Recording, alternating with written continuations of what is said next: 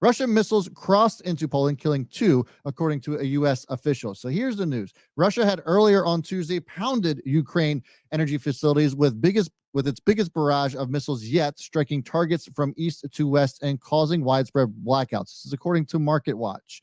It was Russia's biggest barrage yet, and some of the missiles crossed into Poland, where 2 people were killed, according to a U.S. official. It marked the first time in the war that Russian weapons have come down onto NATO country. Polish government spokesman Mueller did not immediately confirm the information from a U.S. senior intelligence official who spoke on the condition of anonymity because of the sensitive nature of the situation. But Mueller said top leaders were holding an emergency meeting to a crisis situation. Polish media reported that 2 people died Tuesday after a projectile. You can see this here. Projectile struck an area where grain was drying in a Polish village near the border with Ukraine.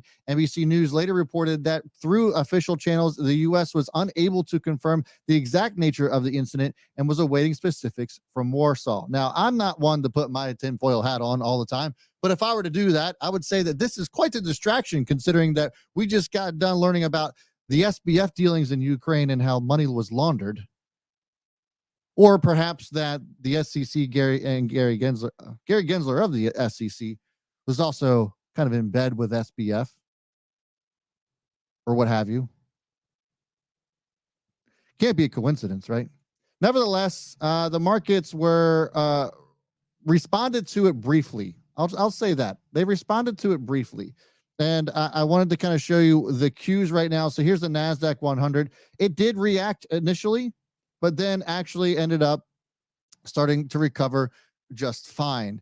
For those of you who are wondering if this is going to impact the markets, to me personally, I don't know if there is anything to necessarily be concerned about in the here and now. I'm not saying that we should ignore it, but I'm also saying that I think that it wouldn't make a whole lot of sense to overreact either.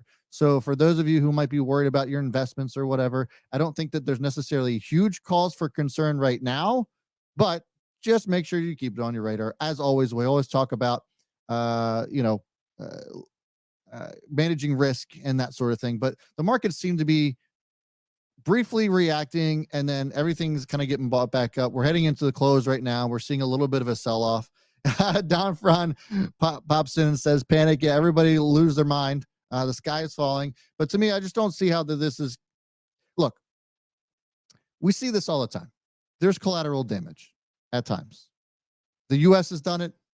Other countries have done it. You hit targets you don't mean to hit. It happens. Russia is no stranger to this either. I just think that should be pointed out. I'm not saying one way or the other whether this was intentional, whether it was not. And as I pointed out, putting my tinfoil hat on, there are things that you could probably try to speculate on, but at the end of the day, it's also all just speculation. How are you going to prepare for this moving forward? We've talked about this on this channel before back in February when all this had happened. And I had mentioned that Lockheed Martin and some of the defense companies were worth taking a look at. LMT has had an amazing year as a result. And if you guys weren't subscribed to this channel then, or haven't been since then, there you have it. Lockheed Martin has been on absolute fire since we talked about it back in February. Back in February, when I had mentioned looking at Lockheed Martin, it was at $248 a share. It's now at $466.